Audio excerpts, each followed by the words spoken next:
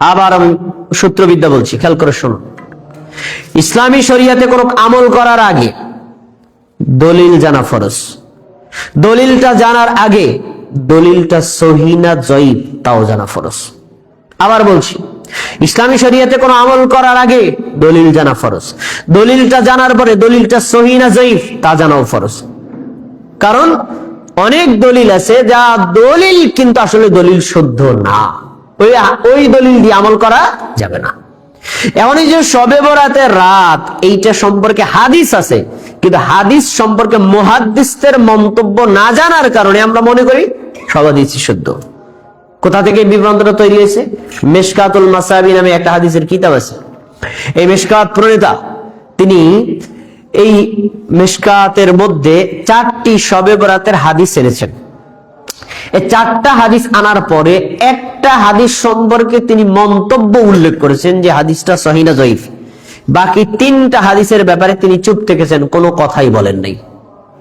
আর আমাদের দেশের হুজুররা যখন হাদিস পড়ে তখন মনে করে হাদিস মানি শুদ্ধ, হাদিস আবার জয়ীফ হয় নাকি? এই জায়গাটা হলো সমস্যা। হাদিস মানি শুদ্ধ, হাদিস আবার জাল জয়ীফ হয় কেমন? এটা আমাদের দেশের অনেক মুহাদ্দিসদের মুখেও শোনা যায়। এই শুনলে আমরা হাসি। তাহলে আপনাদের কাছে জিজ্ঞাসা, টাকা তো টাকাই না, টাকা আবার জাল টাকা হয় কেমনে? জমির দলিল তো দলিল, দলিল আবার জাল দলিল হয় কেমনে? আরে জমির যেভাবে দলিল জাল হয়, টাকা যেভাবে জাল হয়, হাদিসও সেভাবে জাল হয়, হাদিসও সেভাবে জয়ীফ হয়। তাহলে কিভাবে হয়? আপনার একটা জমি আছে, এই জমিটাকে আমি নিজে নকল করে বানাইয়া আপনার একজনের স্বাক্ষর টাক্ষর গোপন করে তারপরে একটা কপি বানাইয়া বললাম এই দলিল আমার, দলিলটা আমার, এই জমিটা আমার। তখন এই দলিলটা যদি চেক করতে যায় তাহলে ধরা পড়ে যাবে। তাহলে আমার দলিলটা হলো জাল, আর আপনি যে কিনেছিলেন আপনার দলিলটা হলো অরিজিনাল।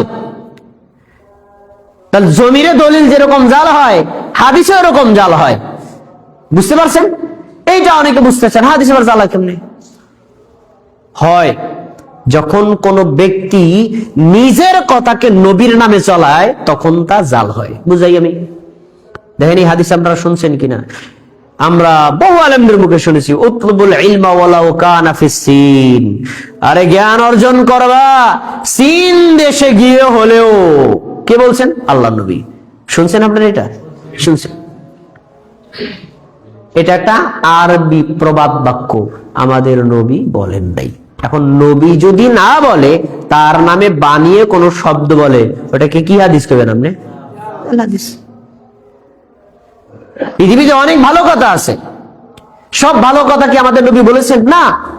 ভালো কথা বললেই কি নবীর নামে চালানো যাবে না? কারণ জাল কোন কথা যদি নবীর নামে বলা হয়, ইসলামকে বিকৃত করা হবে। এই জন্য নবী সাল্লাল্লাহু আলাইহি ওয়াসাল্লাম সাবধান করছেন, সাবধান, আমার নামে একটা কথা বলার আগে 100 বার শিওর হবা। আমার নামে যদি ইচ্ছাকৃত ভাবে কোনো মিথ্যা কথা বলো, তোমার থাকার জায়গা জাহান্নাম। আসুন, মিশকাত প্রণেতার 4টা হাদিস উল্লেখ করেছেন। আমি হাদিস 4টা আপনাদেরকে শোনাবো, আর এই হাদিস সম্পর্কে মুহাদ্দিসদের মন্তব্য শোনাবো। আর আজকে যদি এইখানে খুতবা শুনতে না এসে আপনি অন্য কোনো মসজিদে যাইতেন, হাদিসগুলো শুনতেন, হাদিসের মন্তব্য আপনারা বলতো না। এই হলো পার্থক্য। আসে, প্রথম মন্তব্যটা কি? আয়েশা রাদিয়াল্লাহু তাআলা আনহা তিনি বলছেন, রাসূল সাল্লাল্লাহু আলাইহি ওয়াসাল্লাম একদিন তাকে বললেন, আয়েশা তুমি কি জানো এই যে শাবান মাসের 14 তারিখ দিন চলে যাওয়ার পরে 15তম রাত, এই রাতটার মর্যাদা কি? তিনি বলছেন আমি তো জানি না। তো মর্যাদা কি? শোনো, এই রাতটা হলো এমন রাত, এই রাত থেকে শুরু করে আগামী বছর এই শবে বরাত রাত পর্যন্ত 1 বছরে যত মানুষ জন্ম নেবে তাদের তালিকা লেখা হয়, যত মানুষ মারা যাবে তাদের তালিকা লেখা হয়, এবং এই 1 বছর পর্যন্ত তাদের রিজিক আসমান থেকে অবতরণ করা হয়। 1 বছর পর্যন্ত যত আমল তারা করেছে আল্লাহর আরশে আমলগুলো উঠানো হয়। এই 4টা পয়েন্ট বলছেন। আচ্ছা, এই 4টা যখন বলছেন, হাদিস তো বলা হয়ে গেল, হাদিসটা মিশকাত প্রণেতা বলছেন রাওয়াহুল বাইহাকি ফি দাওয়াতিল কাবীর। এই হাদিসটা বর্ণিত আছে ইমাম বাইহাকির লেখা দাওয়াতুল কাবীর নামক কিতাবে। এই পর্যন্ত শেষ। এখন আমি যেভাবে হাদিসটা বলছি না, আপনাদেরকে আজকে এই হাদিসটাই বলছে, কিন্তু হাদিসের মন্তব্য শুনুন। এই হাদিসটা দাওয়াতুল কাবীর কিতাবেই নাই। তো যে হাদিসের রেফারেন্স দেওয়া হলো, কারণ যদি হাদিসটাই না থাকে তাহলে হাদিসের অস্তিত্বহীন হয়ে যায় না। পয়েন্ট এক। 2 নম্বর, এই হাদিসটা আসলে দাওয়াতুল কাবির কিতাবে নাই, অন্য হাদিসের কিতাবে আছে। এই হাদিস সম্পর্কে মুহাদ্দিসদের মন্তব্য, ইসনাদুহু দাঈফুন, এই হাদিসের সনদ হলো দুর্বল, হাদিস বিশুদ্ধ না, হাদিস সহিহ না, এর উপর আমল করা ও বিশ্বাস করা যাবে না। মানে যে পরে যে কয়টাগুলো বললাম, হাদিস শুদ্ধ না, হাদিসের উপর আমল করা যাবে না, এই মন্তব্য আপনি অন্য মসজিদে গেলে শুনতেন না, শুধু হাদিসটা বলে শেষ। 1 নম্বর হাদিস গেল। 2 নম্বর, আয়েশা রাদিয়াল্লাহু তাআলা আনহা বলছেন, রাসূল সাল্লাল্লাহু আলাইহি ওয়াসাল্লাম আমার ঘরে আমার রুমে শোয়া ছিলেন। অর্ধরাতে ঘুম শেষ হওয়ার পরে আমি নবীরে তালাশ করি, কই গেলাম, পাই না। মনে মনে ভাবলাম আজকে রাতে তো আমার ঘরে শোয়ার পালা, তো তিনি আবার অন্য স্ত্রী ঘরে গেলেননি। আমি ঘর থেকে বের হয়ে তালাশ করতেছি, দেখলাম যে আমাদের ঘর থেকে কিছু দূর সামনে আগালে তো বাকি নামক কবরস্থান। রাসূল সাল্লাল্লাহু আলাইহি ওয়াসাল্লাম কবরস্থানে দাঁড়াইয়া কবর জিয়ারত করতেছে আর কবরস্থ লোকদের জন্য দোয়া করতেছে। আমি যখন পিছন থেকে হেঁটে গেছি, তিনি আমার পায়ের আওয়াজ পাইছেন।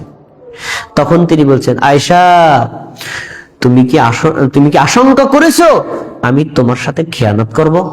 মানে খেয়ানত বলতে, আজকে তোমার সাথে ঘুমানোর পালা, আমি তোমার রাইখা যাই আর এক স্ত্রীর কাছে যাব, এরকম খেয়ানত আমি করবো, এটা তুমি মনে করছো? আয়েশা হা না বলে বলছে যে আল্লাহ রাসূল, আমি আপনাকে তালাশ করার জন্য বের হয়েছি। তখন তিনি বলছেন, শোনো, আমি আজকে রাতে কেন বের হয়েছি, এর কারণ কি জানো? এই জন্য বের হয়েছি, এই রাতটা হলো এমন রাত, এই রাতে আল্লাহ তাআলা আসমানের মানে দুনিয়ার আসমানে নেমে আসেন। তারপরে তিনি বনি কালব গোত্রে যত ছাগল আছে, ছাগলের গায়ে যত পশম আছে, এক একটা পশম এক একজন মানুষ, এইভাবে যত মানুষ হয় তত মানুষের পাপ তিনি ক্ষমা করেন।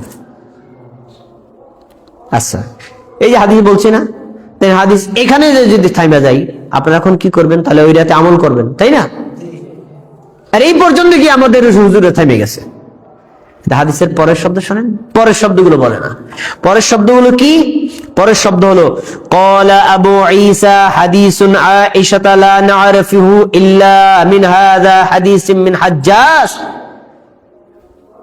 ইমাম ইবনে মাজাহ বলছেন, মিশকাত প্রণেতা বলছেন, ইমাম তিরমিজি বলেছেন এই হাদিসটা আয়েশা থেকে বর্ণিত, সনদ সঠিক নয়, বরং একটাই সনদ আছে।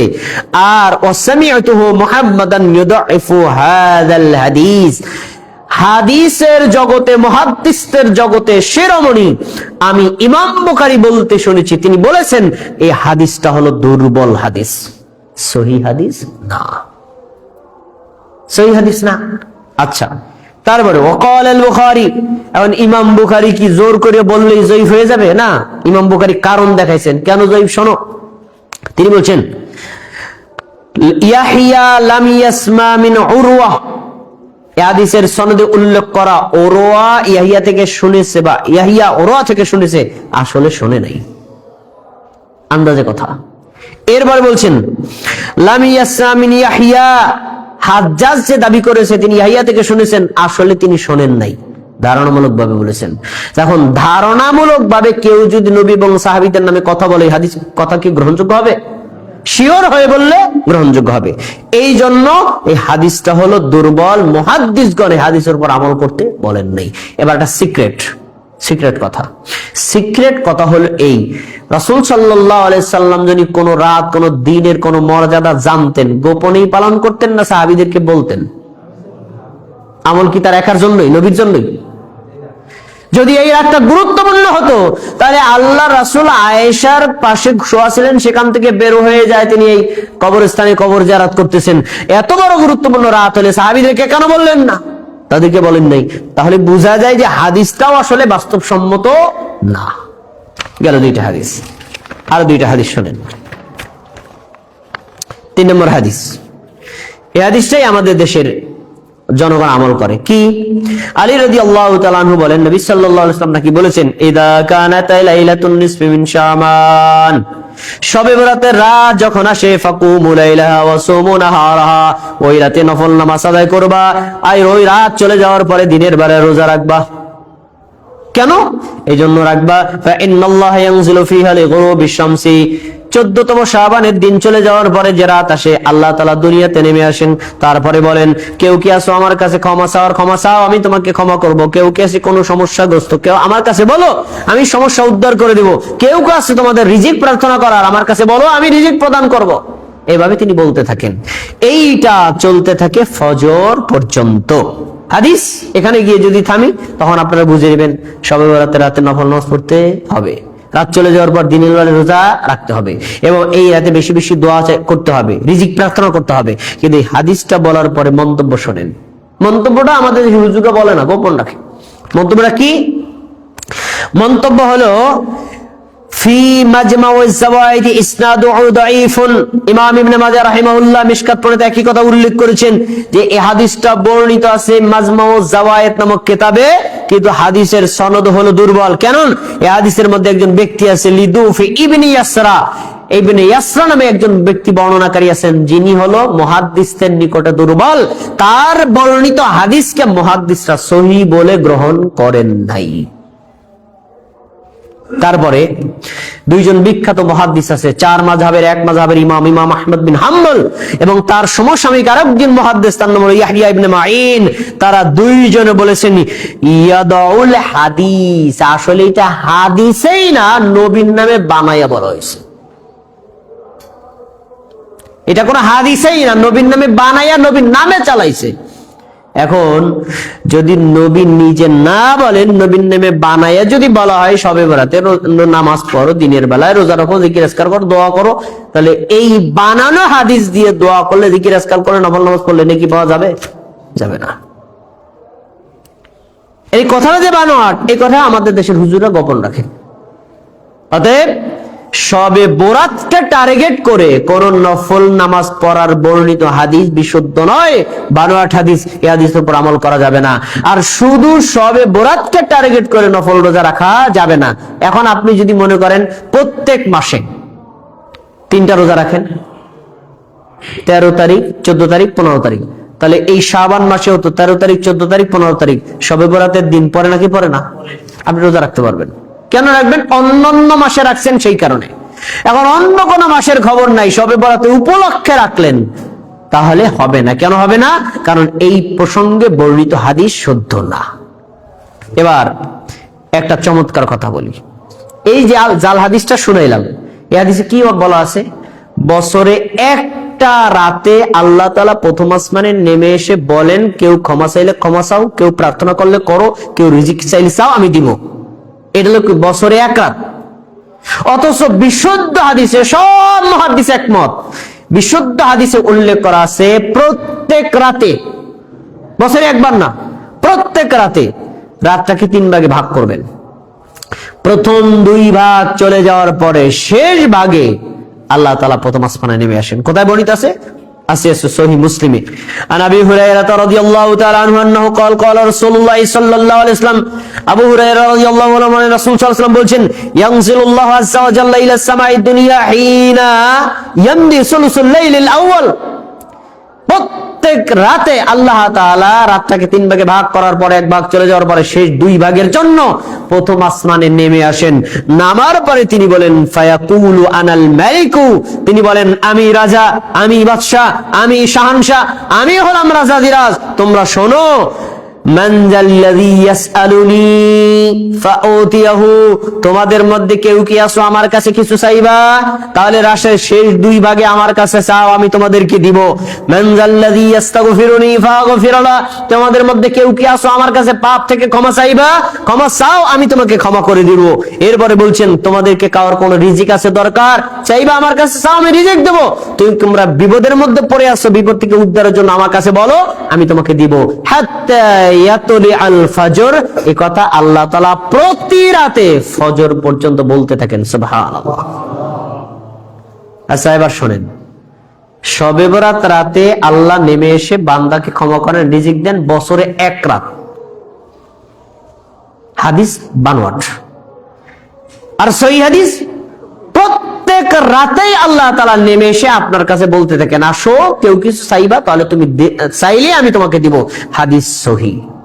সারা বছরে হাদিসের উপর ধারে কাছে বাঙালিরা করে না, কিন্তু বছরে এক রাত অন্য কোন রাতে তাহাজ্জুদ না পড়ুক, এই রাতে পড়তে হবে। অন্য কোন দিন জায়নামাজ নিয়ে মসজিদে না যাক, আজকে যাইতে হবে। অন্য কোন দিন মসজিদে খেচুড়ির আয়োজন নেই, আজকে করতে হবে। অন্য কোন দিন হুজুর কোনদিন সবাইকে নিয়ে দোয়া মোনাজাত করেন, আজকে রাতে করতেই হবে। তাহলে এই যে একটা রাতে টার্গেট করে আমলগুলো করা হয় জাল হাদিস, আর প্রত্যেক রাতে আল্লাহর অফার সহিহ হাদিস আমল করে না বাঙালি। এই হলো পার্থক্য। সবশেষ খুতবার শেষের দিকে গুরুত্বপূর্ণ কথা বলবো, মনোযোগ দিয়ে শুনবেন। 3টা হাদিস আপনাদের সামনে পেশ করেছি, 2টা মারাত্মক দুর্বল আর একটা জাল হাদিস। এই 3টা হাদিসের উপর আমল করা যাবে না, প্রচারও করা যাবে না। এবার শবে বরাত সংক্রান্ত একটা হাদিস, হাদিসটা মোটামুটি কিছু মুহাদ্দিসরা বলছেন এই হাদিসটা ভালো, আপনারা এই হাদিসটার উপর বিশ্বাসও করতে পারেন, আমলও করতে পারেন। এটাকে বলা হয় হাসান লি গৈরিহি। হাসান লি গৈরিহি মানে এই হাদিসের একাধিক সনদ আছে, যে সনদের অর্থ এবং সনদগুলো একটা আর একটাকে সাপোর্ট করার কারণে মুহাদ্দিসরা বলছেন এই হাদিসটা মোটামুটি চলে, কেউ এর উপর আমল করতে পারেন। আমি ধরে নিলাম হাদিসটা সহিহ, কিন্তু সহিহ হাদিসে যা বলা হয়েছে বাঙালি এর ধারে কাছেও করে না, বাঙালি এর ধারে কাছেও করে না। শোনেন সহিহ হাদিস। عن ابي موسى الاشعري رضي الله تعالى عنه انه قال ابو موسى الاشعري رضي الله عنه বলেন রাসূল সাল্লাল্লাহু আলাইহি ওয়াসাল্লাম বলেছেন ইন্নাল্লাহা লা ইয়াত্তালিউ ফি লাইলাতিন নিসফি মিন শাবান, শাবান মাসের 14তম দিনের বেলায় সূর্য অস্ত যাওয়ার পর 15তম রাত যখন আসে, তখন আল্লাহ তাআলা সৃষ্টির দিকে মনোযোগ দেন, বান্দার দিকে মনোযোগ দেন। বলেন সুবহানাল্লাহ। আমরা কি আল্লাহর সৃষ্টি না? আল্লাহ আমাদের দিকে মনোযোগ দেন, স্পেশাল মনোযোগ। এমনি তো সব সময় আল্লাহ আমাদের খোঁজ খবর রাখেন, এইটা হলো স্পেশাল রহমতের মনোযোগ। মনোযোগ দিয়ে কি করেন? এরপরে আল্লাহ রাব্বুল আলামিন ফায়াগফিরু লিজামিই খালকিহি, জিনদের মধ্যে ইনসানদের মধ্যে সব জিনদেরকে আল্লাহ ক্ষমা করেন, সব ইনসানদেরকে আল্লাহ ক্ষমা করে দেন। জান, আজকে তোমাদের পাপ ক্ষমা করে দিলাম, সুবহানাল্লাহ। কিন্তু 2 জন ব্যক্তি ক্ষমা পাবা না, এদের জন্য ক্ষমা স্থগিত। 2 জন ব্যক্তি ক্ষমা পাবা না, তাদের ক্ষমা স্থগিত। ক্ষমা পেতে গেলে এই 2টা পাপ ছাড়তে হবে, ছাড়লে বাবা, নাইলে বাবা না। পাপ 2টা কি? 1 ইল্লা লিমুশরিকিন আও লিমুশাহিনিন, যে ব্যক্তি শিরিক করবা শবে বরাতের রাতে ক্ষমা স্থগিত হবে না। 2 যে ব্যক্তি হিংসা বিদ্বেষে লিপ্ত, মুসলমানের সাথে শত্রুতা করো, হিংসা বিদ্বেষে লিপ্ত, আর এক মুসলমানের সমালোচনা করো, গীবত পরনিন্দা করো, অপর মুসলমানের সাথে সবসময় খোঁচাখুচি আড়াআড়ি করে বাজাই রাখো, এইরকম যারা করো, এই রাতে তাদের ক্ষমা স্থগিত, ক্ষমা হবে না। হাদিস সহিহ। এখন আপনাদের কাছে আমি একটু বুঝানোর জন্য বলি, ধরেন এই বছর বাংলাদেশের সেনাবাহিনীর পক্ষ থেকে বিজ্ঞপ্তি ঘোষণা করা হয়েছে, সেনাবাহিনীতে লোক নিয়োগ দেওয়া হবে। শর্ত কি?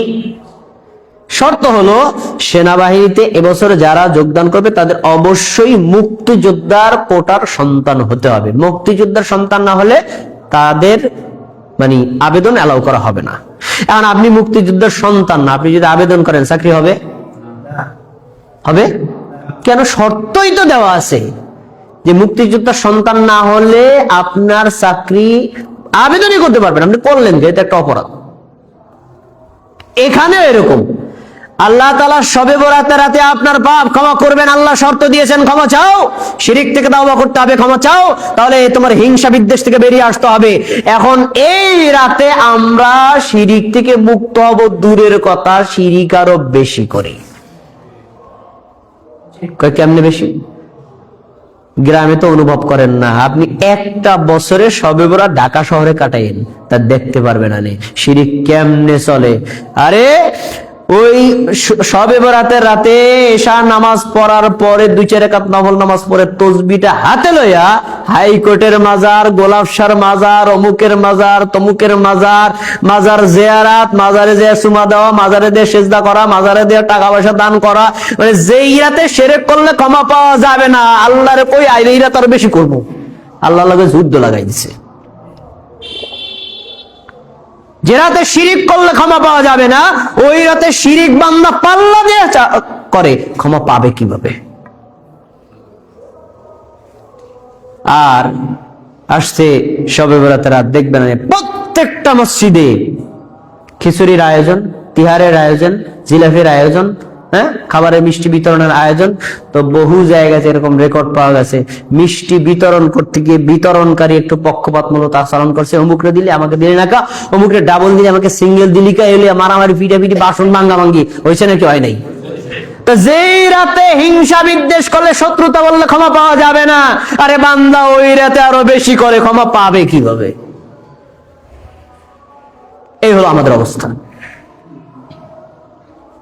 আমাদের হালত এরকম, একেবারে শয়তান উল্টাই দিছে। রাসূল সাল্লাল্লাহু আলাইহি ওয়াসাল্লাম বলছেন, একজন নারী তার টাকনু ঢেকে তারপরে বাইরে বের হবে, আর একজন পুরুষ অবশ্যই টাকনু খোলা রাখবে। আপনি শরীয়তপুর জেলার মার্কেটে যান, প্রত্যেকটা পুরুষকে চেক করবেন, 100 জনের মধ্যে 99 জন প্যান্ট টাকনুর নিচে না উপরে। আর নারীদেরকে চেক করেন, 100 জনের মধ্যে 90 জনের টাকনু খোলা। উল্টা দিকে দৌড়ই আমরা। যেই রাতে এটা করলে ক্ষমা পাওয়া যাবে না, ওই রাতে আমরা এটা আরো বেশি করি।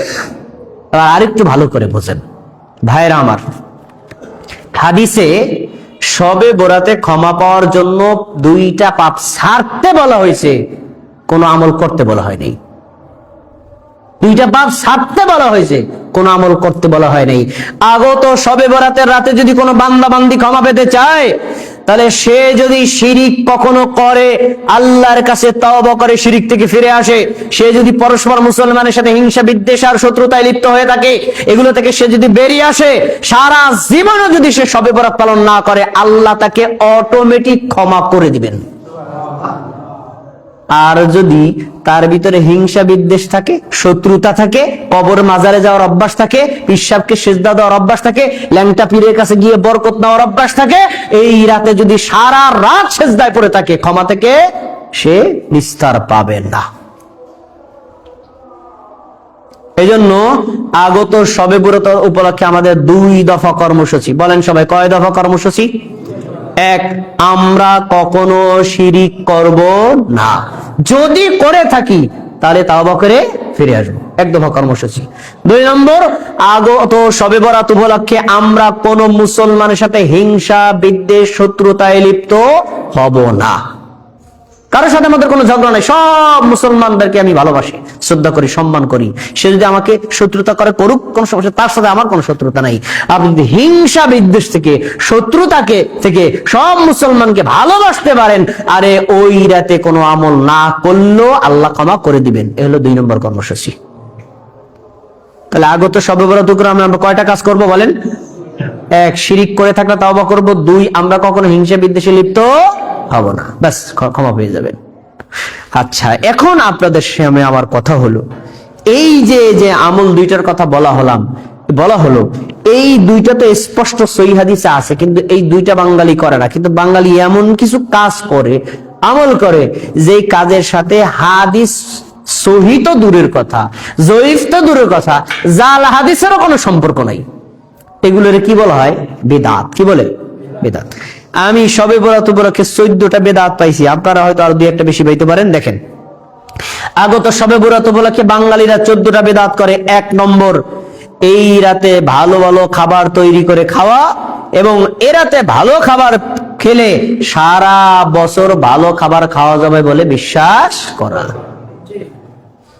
আমি অনেক বছর ইমামতি করতাম, অনেক আগে দেখা গেছে মা বোনেরা ওই আগে হালুয়া রুটি তৈরি করে ইমাম সাহেবের দিয়ে যা, এটা খান, ভালো কথা, কিন্তু আসা সবে হালুয়া রুটি যে ওই রাতে তৈরি করতে হবে, কারণটা কি বলেন?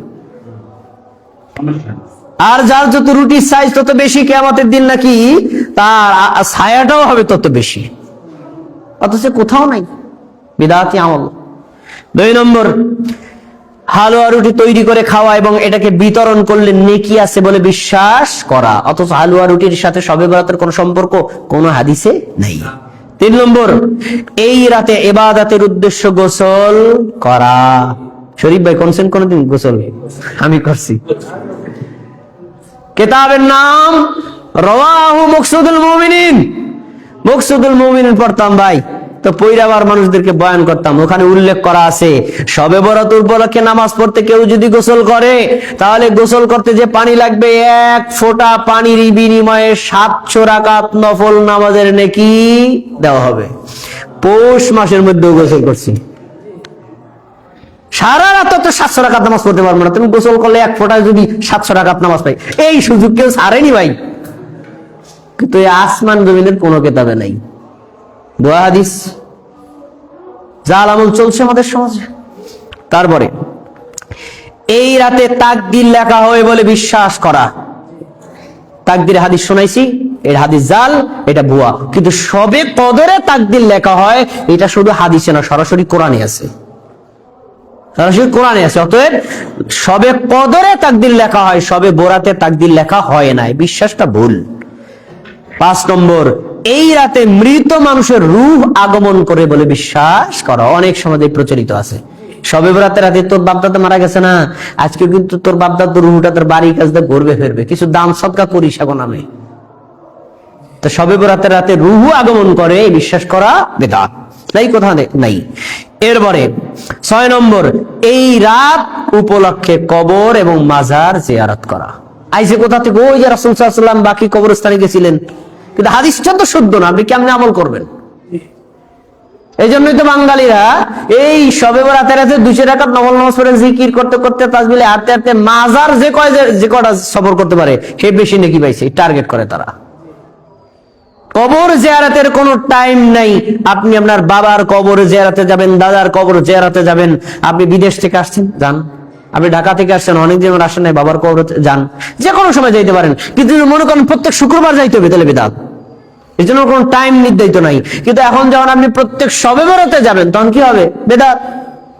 এরপরে এই রাতের ফজিলতে বিভিন্ন মিথ্যা কিসসা কাহিনী এবং জাল জয়ীফ হাদিস বর্ণনা করা, একটু আগে বললাম হাদিসগুলো বলে কিন্তু হাদিসটা জাল, এটা তারা বলে না, তাহলে জাল জয়ীফ হাদিস বর্ণনা করা হলো, এটাও একটা বিদআত।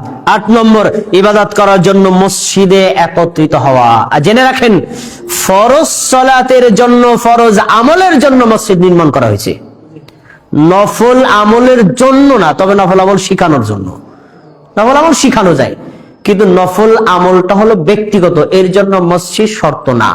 আজকে আপনারা মসজিদে সালাতে করছেন জুমার সালাত, জুমার সালাত 2 রাকাত এবং খুতবার জন্য মসজিদে এসেছেন, আগে ঢুকছেন এজন্য দুখুলুল মসজিদ 2 রাকাত, বাকি যে ফরজের আগে 4 রাকাত পড়ছেন না, এটা ঘরে পড়ে আসলে হয়ে যেত।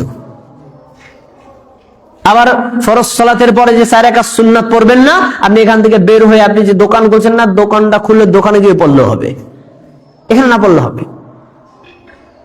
তো এখন কেন বললাম এটা? নফল আমলটা পার্সোনাল এবং ব্যক্তিগত, এর জন্য মসজিদ শর্ত না। আপনি আপনার নিজের ঘরে করতে পারেন, দোকানে করতে পারেন, অফিসে করতে পারেন, মসজিদে করাটাও জায়েজ। কিন্তু আমরা শবে বরাতের নামাজ জামাতের সাথে মসজিদে পড়ি, নবী কোনোদিন পড়ে নাই। আরো কথা শুনবেন, শবে বরাতের রাতে জামাতের সাথে সলাতুত তাসবিহ পড়ানো হয়, এটা আরেকটা বিদআত। সলাতুত তাসবিহ কেউ বলছেন হাদিস সহিহ, কেউ বলছেন হাদিস জয়ীফ, আমি সহিহ হাদিস ধরলাম, কিন্তু ব্যক্তিগত আমল, এইটারে জামাতের সাথে তাও আবার করে শবে বরাতের রাতে, বিদআত, এটা করা যাবে না। তারপরে এই রাত উপলক্ষে কোরআন খতম করা, এই রাত উপলক্ষে মিলাদ পড়ানো, এই রাত উপলক্ষে কিয়াম করা এবং এই রাত উপলক্ষে দোয়া মোনাজাত করা এবং এই রাত উপলক্ষে সম্মিলিত দোয়া মোনাজাত করা, এটাও বিদআত। কেউ করে তার পার্সোনাল ব্যাপার, সে ঘরে বসে করুক, কিন্তু জামায়াতের সাথে এগুলো করা রাসূল থেকে সাহাবীদের থেকে প্রমাণিত আমল না। এরপরে এই রাতে কোনো নফল সালাত বা জিকির আজকার করা, আপনারা তো পড়ছেন কিনা, আমি পড়ছি ছোটবেলায় 12 রাকাত পড়ছি, 12 রাকাত, 2 রাকাত করে 6 সালামে 12 রাকাত, আর দোয়া পড়ছি কয়শো? 1200, কোন জায়গায় প্রচলিত আছে 600। 2 রাকাত পড়ছি, আবার দোয়া করছি, জিকির, এগুলো করতাম। কিন্তু আসলে এই যে 12 রাকাত পড়তে হবে এটা কোথাও নাই। বর্তমানে যে হুজুর যারা আছে তারা অস্বীকার, যে জিজ্ঞেস করবেন হুজুর 12 রাকাত করে, ভাইয়ান কি করবেন, মানুষের সময়টা দিতে হবে, মিয়া 12 রাকাত পড়েন, এটা বলতো তো এর লিগে বলি, এরা নিজেরাও জানে যে 12 রাকাত সংখ্যা কোথাও নাই। এইভাবে এই বেদাত গুলো প্রচলিত আছে। তারপরে 11 নম্বর, এই শবে বরাত উপলক্ষে নফল সালাত আদায় করা। এমনি সাধারণ আপনি নফল সালাত আদায় করতে পারেন, সিয়াম পালন করতে পারেন, কিন্তু শবে বরাত উপলক্ষে কোনো নফল সিয়াম বা রোজা নাই। এরপরে মিষ্টি বিতরণ করা, খিচুড়ি রান্না করে খাবারের ব্যবস্থা করা, সহিহ হাদিসে বলা হয়েছে তা বাদ দিয়ে তা মন গড়া ইবাদত করা। 14 নম্বর আতশবাজি ফুটানো এবং এই রাত উপলক্ষে সরকারি বেসরকারি ছুটি ঘোষণা করা। এই 14টা বেদাত আমাদের সমাজে প্রচলিত আছে। সবশেষ আপনাদের মনে জেগে থাকা একটা প্রশ্ন হলো, আচ্ছা এগুলো যদি সহিহ হাদিসে নাই থাকে এবং এগুলো যদি ভুয়াই হয়, সবাই করে, কোথা থেকে আসলো? সবাই করে, আসলো কোথা থেকে? আমরা কি হঠাৎ করে পেয়ে গেলাম? আসলো কোথা থেকে? আসার তো একটা ইতিহাস আছে। কোথা থেকে আসতে শোনেন।